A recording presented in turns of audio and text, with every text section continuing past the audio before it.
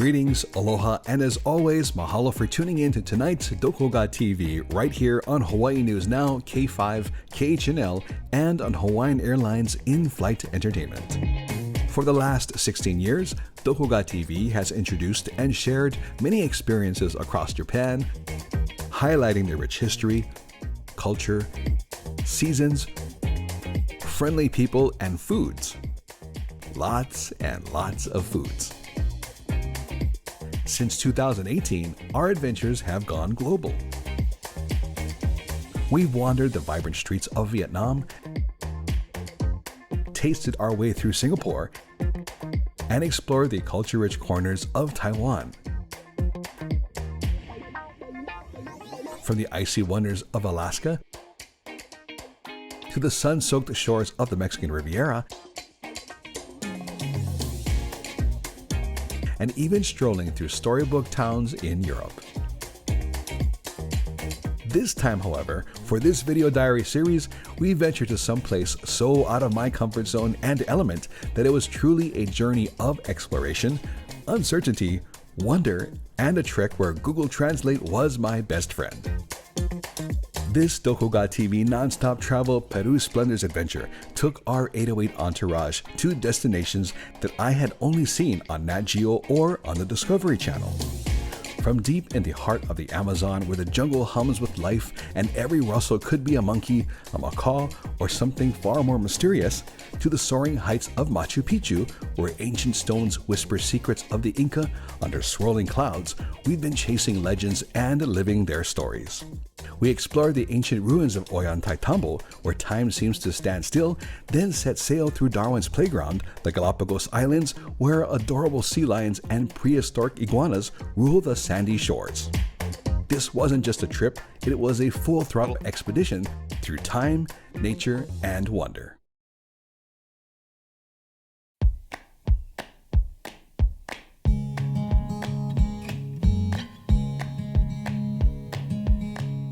This extraordinary journey began with 3 flights crossing 5 time zones as we traveled from Honolulu to Phoenix, then to Miami, before landing at Jorge Chavez International Airport in the city of Lima, Peru.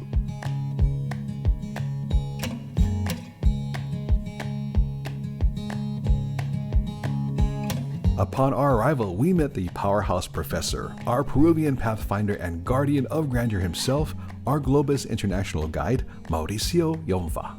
So here we go. Please repeat after me and do as I'm going to do. All right? Let's go. Arriba. Abajo. Al centro. Y adentro. To Peru. To Lima. And beyond. Welcome to Peru. Salud, salud. Cheers, cheers. Cheers, cheers. From paddling through the pulsing heart of the jungle to painting vivid pictures of ancient paths perched high in the Andes, Mauricio masterfully maneuvered us through each ancient mystery and transformed every moment into a memory, every sight into a story, and every step into something unforgettable, providing an electric, enlightening, and absolutely excellent experience.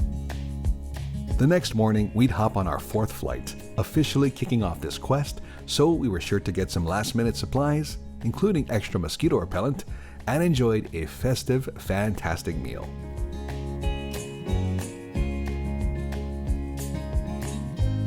After an hour and 40 minutes in the air, we touched down in Puerto Maldonado, the beating, buzzing gateway to Peru's wild, whispering Amazon. The humidity hits you like a bear hug from a sweaty Yeti. It's thick, it's relentless, it's the Amazon saying welcome to the jungle.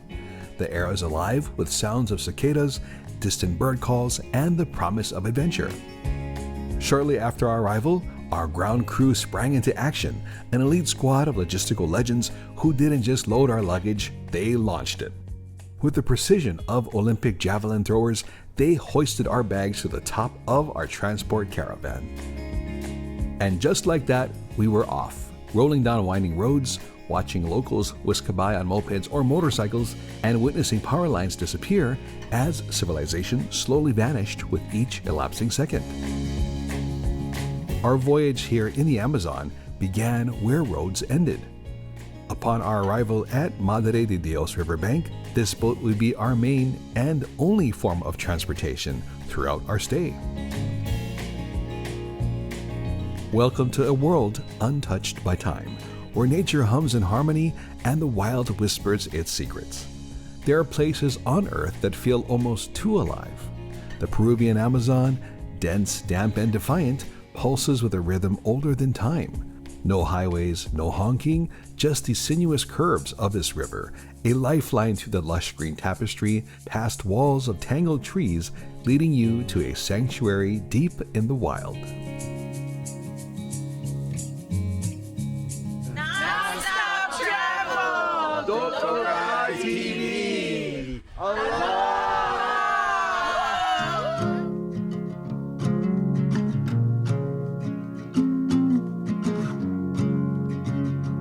Hi, Colleen. Inkaterra Hacienda Concepción awaits like a dream woven in wood and whispering leaves. Part lodge, part eco-paradise, and part, did that just crawl under my bed? This luxury jungle rustic chic retreat is perched right on the edge of the Peruvian rainforest and blends elegance with raw nature. This is a true oasis that houses 25 spacious and comfortable private cabanas, complete with a few reminders that you're actually staying and sleeping in a rainforest. 1. The power cuts out at 10:30 p.m. sharp, which means you, your flashlight, and your imagination are now roommates. 2. Wi-Fi is limited to the main house where drinks, meals, and more drinks are enjoyed. And 3. Your nightly lullaby is a full-throated jungle jam session of frogs, bugs, birds, and at least 3 things you'll probably Google later.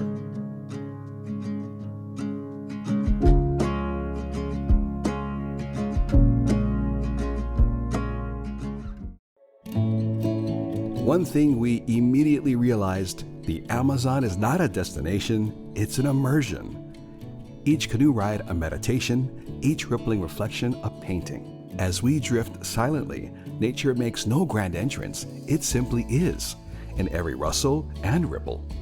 Deep in the emerald arteries of the Peruvian Amazon, where the humidity is thicker than seco de carne stew and every leaf looks like it's plotting against your ankles, lies a trail, root-ridden, relentless, and a rite of passage.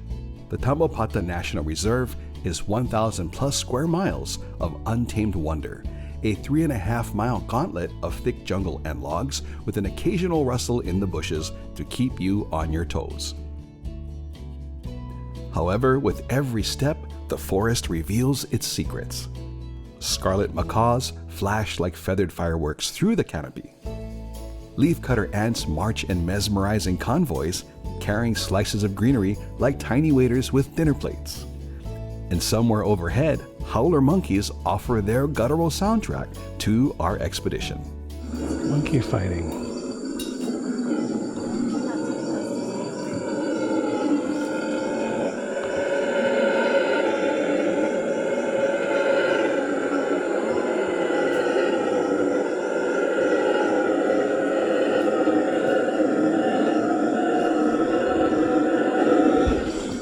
Were you able to see it? Yeah, I saw to the left. Oh, I see it. Wow, they're so far up there. Yeah.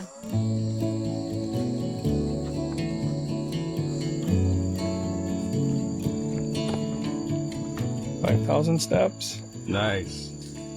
10 more minutes from here to get to the lake, yeah? Leon is waiting for us with the boat. First, making sure about your drinking water, yeah? Second one, just a small time to relax. Third one, you will see some butterflies on the ground, just licking the salt, you know? Because that's what they're doing. One reason when you will see butterflies, they are licking salt and sugar, you know? It's like humans, you know? Like humans, we need salt and sugar for, you know, rehydration, to recover in our energy that we spend it, salt and sugar from the rainforest too.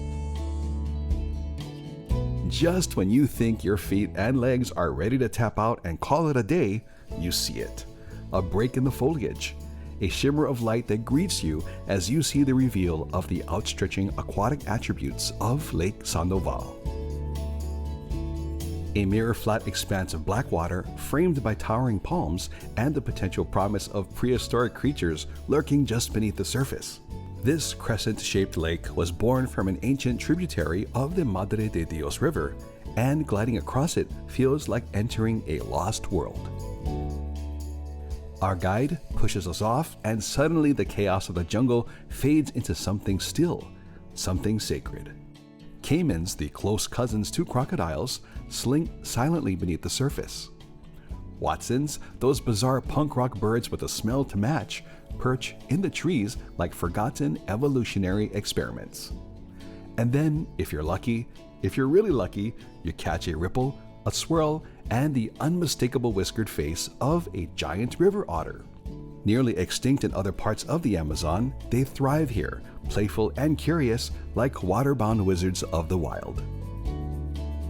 Lake Sandoval isn't just a destination, it's a reward.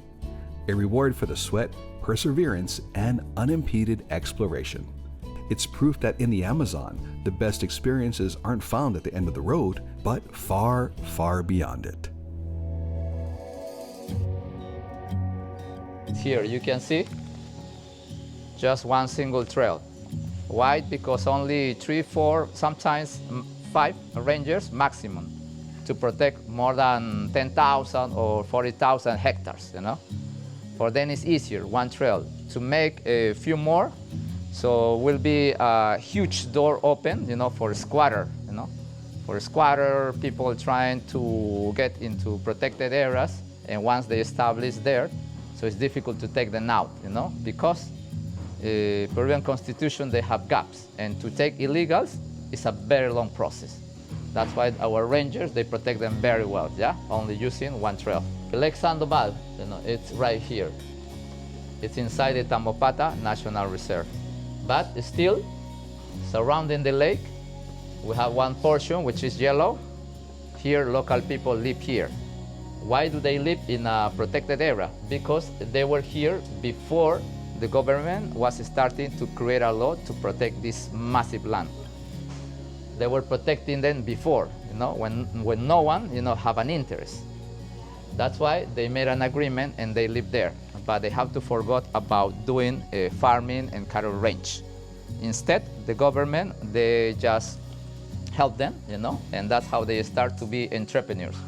Because government, you know, help them, you know, with all the professionals, you know, to elaborate, you know, and try to, you know, get grants, you know, money from NGOs, you know, to be able, you know, to develop, like, I would say, like a small house, you know, for them to try to attract visitors, which they can bring some money, you know, and in that way they can replace the activity that they had before, you know, like the farming or cattle range, yeah. Also here, the brown that you see by the lake, that's a place for otters. Where the otters are, over there, protected area, and then they have another protected area only for the otters, yeah? Because those are endangered species, yeah? They hunted before for the skin, you know, for waterproof stuff, you know, very trendy in the old times, you know? They're still endangered because their population doesn't grow fast. So we're continuing this inspiring, unimaginable journey through the Amazon, folks. This is brand new, uncharted territory for me. Nonstop Travel does these with Globus, and speaking of Globus, my new friend that I met on this trip, and he's like the master of all ceremonies and taking great care of us. Mauricio, brother, thank you so much. Nice to meet you, Pali. Nice meeting you. Wonderful. And welcome to Peru. just to again reiterate, this is mind-blowing. Just the fact that we're in the Amazon forest. We're staying in the Amazon forest. That's right. Welcome to the Peruvian paradise. I speechless. So quiet. I predominantly film and hang out in Japan. You know, we've done Madrid and Portugal. We're going back to Europe next year, and a few other places in between in the Mexican Riviera. But I never thought I'd have a chance to actually come out to the Amazon, into Machu Picchu, and Imagine, exactly. Galapagos, and on the Sandoval Lake. You know, what are some of the, you know, the facts of this place that people should know about? Oh yes, this is just a little example of the huge territory that we have in here. All of this belongs to the Amazon basin, the Amazon jungle. As we say, this oxbow-shaped lake used to be part of the river, one of the rivers de Madre de Dios, one of the main tributaries of the Amazon. By the way, the Amazon River nowadays is known as the longest river in the world. I've heard even that. longest than the Nile. I've heard that. So this is a very good example of what nature can be right down here. Lots of animals, lots of plants. Peru in general is the melting pot of different cultures, lots of history. The Incas are the most representative group that we are going to talk about later on when we get to Cusco and Machu Picchu. Okay. But before them, there were many, many other groups. And so the Incas are really the result of all of these other groups. I see. I see. And this is what you're about to enjoy. Now, Culture, history, food. Oh, delicious food in Peru. So the products from the jungle, the mountains, the coast. yeah, People love that. It's just the beginning of it. Wait till we get to Cusco and Machu Picchu. that's true. When you This is try day your two. roasted guinea pig or your alpaca will. steak, delicious. Alpaca steak. That one Gene didn't tell me about, but I guess I'll have to. I will have to try You'll that. have alpaca steak, delicious.